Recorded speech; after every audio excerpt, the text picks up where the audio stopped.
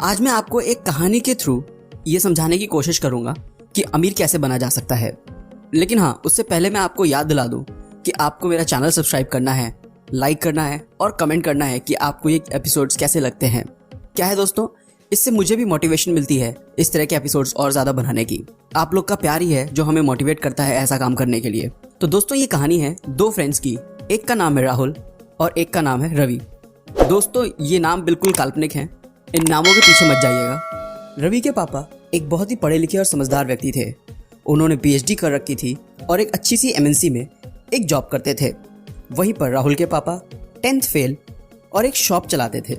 राहुल के पापा ने ना ढंग से पढ़ाई करी थी और ना ही वो कोई जॉब कर रहे थे किसी एमएनसी में, लेकिन वो अपनी एक शॉप चलाते थे जिससे अपना घर परिवार चलाते थे। उन दोनों के पापा की सोच अलग अलग थी। रवि के पापा का कहना था कि हमें पढ़ाई करनी चाहिए और एक अच्छी सी जॉब करके अपना जीवन सुख के साथ बिताना चाहिए और उन चीज़ों के बारे में नहीं सोचना चाहिए या उन चीज़ों को पाने की कोशिश नहीं करनी चाहिए जो हम खरीद नहीं सकते। मतलब वो रवि को ये समझाते थे कि आप अपनी सैलरी या इनकम के हिसाब से ही अपनी ख्वाहिशें बनाएं और उन्हें अचीव करें। वहीं पर ठीक उल्टा राहुल के पापा का ये कहना था कि पढ़ाई करना तो ज़रूरी है ही और बहुत अच्छे से पढ़ाई करनी चाहिए, लेकिन अपनी सोच ऐसी रखनी चाहिए कि आगे चलकर तुम किसी की जॉब ना करो, बल्कि तुम जॉब दो लोगों को, यानी कि खुद की एक कंपनी खोलो और वहाँ पर लोगों को जॉब्स दो। हमें हर उस चीज़ के बारे में सोचना चाहिए या उसे पाने की कोशिश करनी चाहिए जो हमें अच्छी लगती है, चाहे वो कितनी ही महंगी क्यों ना हो। हो सकता है कि हम आज उसे खरीद ना सकें, पर हम अपने जीवन को या अपनी ज़रूरतों को इस हिसाब से करें कि हम आगे चल के आज नहीं कल नहीं परसों या कुछ सालों बाद उसे ज़रूर खरीद सकें। और पैसे कमाने के अलग अलग तरीके देखें ताकि हम इतना पैसा कमा सकें कि हमें जो पसंद है हम उसे ले सकें। और दोनों ही रवि और राहुल दोनों ने अपने पापा की बातों को बहुत ही ध्यान से सुना और उसे अपनी ज़िंदगी में डाला। और आज की डेट में राहुल ने एक होटल की चेन खोल रखी है और उसका मालिक है। वहीं रवि किसी बड़ी एमएनसी कंपनी में जॉब कर रहा है। दोस्तों, आपके दिमाग में ये आ रहा होगा कि आखिर बेहतर कौन है। तो दोस्तों, बेहतर आपकी सोच के हिसाब से होता है। अगर आपको चाहिए कि नहीं आपके पास बहुत पैसे होने चाहिए, या फिर आपको चाहिए कि नहीं मुझे टेंशन नहीं चाहिए, मुझे बस नौकरी चाहिए और मैं अपना जीवन ऐसे ही व्यतीत कर लूँगा, तो हर आदमी की बेहतर अलग अलग हो सकते हैं। पर हाँ, जिस हिसाब से आजकल के खर्चे हैं तो सभी को बेहतर लग रहा होगा राहुल का काम, कि एटलीस्ट उसके पास पैसे बहुत हैं जिससे वो हर वो चीज़ खरीद सकता है जिससे उसे खुशी मिलती हो। दोस्तों, राहुल के पापा ने राहुल को एक बहुत ही इंपॉर्टेंट बात समझाई थी और एक टर्म समझाया था, फाइनेंशियल लिटरेसी। दोस्तों, अगर आप इसके बारे में गूगल करेंगे तो आपको ये पता लगेगा कि किसी भी कंपनी में या किसी के भी जीवन में दो चीज़ें होती हैं, एक एसेट्स, एक लायबिलिटी। और इन दोनों के बीच का जो डिफरेंस होता है वो होता है फाइनेंशियल लिटरेसी। दोस्तों, सबसे पहले मैं आपको बता दूं एसेट्स और लायबिलिटीज़ क्या होते हैं। अगर हम आसान शब्दों में बात करें तो एसेट्स का मतलब वो है कि जहाँ से आपको पैसा आएगा, जहाँ आप आज पैसा लगा रहे हैं पर वहाँ से रिटर्न आपको आएगा। वहीं लायबिलिटीज़ का मतलब है कि आप आज पैसा लगाकर उसे खरीद रहे हैं, या तो उसमें कंटिन्यूअसली पैसा आपको और डालना पड़ेगा या फिर उस पर डेप्रिसिएशन चार्जेस लगेंगे, यानी कि हर साल कुछ परसेंटेज कम होता जाएगा और जब आप उसे बेचेंगे तो वो आपको उतनी वैल्यू ना देकर कुछ कम वैल्यू देगा। हो सकता है कि आपको इतनी आसानी से ये समझ में ना आ रहा हो, तो मैं एक एग्जाम्पल के तौर पर आपको समझाता हूँ। राम और श्याम दो दोस्त थे। उन्होंने एक ही स्कूल से पढ़ाई करी, उन्होंने एक ही कॉलेज से पढ़ाई करी, उन दोनों ने सेम चीज़ें खाई, सेम चीज़ें करी, सेम ऑफिस में सेम पोस्ट पर काम कर रहे हैं, उनकी सैलरी भी सेम है। सेम सैलरी होने के बावजूद आज की डेट में राम के पास ज़्यादा पैसे हैं श्याम के मुकाबले।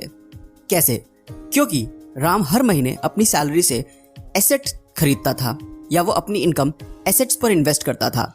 वहीं श्याम लायबिलिटीज़ लेता था, लायबिलिटीज़ अपने ऊपर डालता रहता था।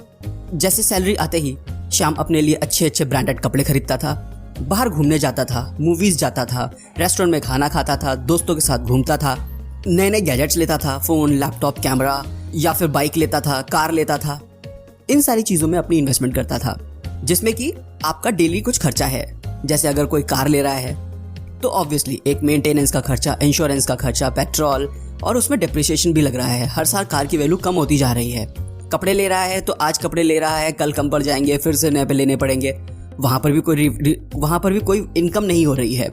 सेम समय पर राम क्या करता था?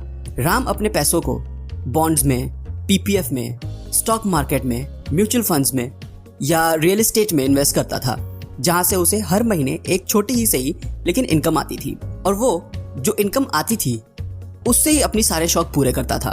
आपकी सैलरी आ जाई है, आपने इन्वेस्टमेंट करा, इन्वेस्टमेंट करने के बाद आपको नेक्स्ट मंथ से या उसके अगले मंथ से या उसके अगले मंथ से कुछ पैसे आने शुरू हुए, तो आपने उससे अपने कपड़े खरीदे, अपने गैजेट्स लिए, अपनी कार ली, अपनी बाइक ली, ना कि आपने सैलरी से ही सब कुछ ले लिया। तो दोस्तों ये डिफरेंस है एसेट्स का और लायबिलिटीज का। जहां पर आपके पास इनकम आएगी वो एसेट्स होगा, जहां पे आपकी इनकम और जाएगी वो लायबिलिटीज होंगी। इससे हुआ ये, राम के पास आज की डेट में बहुत पैसे हैं, वो अमीर हो चुका है, और श्याम वहीं का वहीं सैलरी जॉब, हर महीने पैसे आते हैं, हर महीने पैसे खत्म होते हैं और एंड में कुछ नहीं बचता, जो आमतौर पर हम सभी के साथ ऐसा होता है। दोस्तों यहाँ पर दूसरा टर्म आता है कैश फ्लो। कैश फ्लो क्या होता है दोस्तों? हो सकता है आप में से कुछ लोगों को पता हो, बट फिर भी मैं बताना चाहूँगा कि कैश फ्लो का मतलब है कि आपके पास पैसा आ कहाँ से रहा है, यानी कि आपकी इनकम, जो कि 2-3 जगह से आ सकती है। आपकी सैलरी, आपने कोई घर रेंट पे दे रखा है वहाँ से, या कोई शॉप दे रखी है रेंट वहाँ से, या आपने कहीं इन्वेस्टमेंट कर रखी है वहाँ से कुछ इंटरेस्ट आ रहा है, तो ये सारी चीज़ें आपका कैश फ्लो हैं। दोस्तों गवर्नमेंट ने या जनरली इसे 3 कैटेगरीज में डिवाइड किया गया है, एक लोअर क्लास पीपल, एक मिडिल क्लास पीपल और एक हायर क्लास पीपल। तो दोस्तों जो लोअर क्लास पीपल होते हैं उनकी सैलरी आते ही उनके पास जो खर्चे होते हैं, राशन, घर का रेंट या घर की जगह का कुछ पैसे देने हैं या होम लोन ले रखा है या कुछ भी इस तरह की चीज़ें, उनमें उनकी सैलरी खत्म हो जाती है। वहीं पर मिडिल क्लास लोगों के पास लायबिलिटीज इतनी होती हैं कि उनके सारे पैसे उसमें खत्म हो जाते हैं। लेकिन वहीं पर अगर हम हाई क्लास लोगों की बात करें तो उनकी इनकम आते ही वो एसेट्स लेते हैं और आगे चलकर उनके पास और पैसे आते हैं, जिससे वो अमीर हो जाते हैं और अपने बाकी शौकों को पूरा करते हैं। दोस्तों अमीर बनने के लिए आपको अपना कैश फ्लो सही करना पड़ेगा।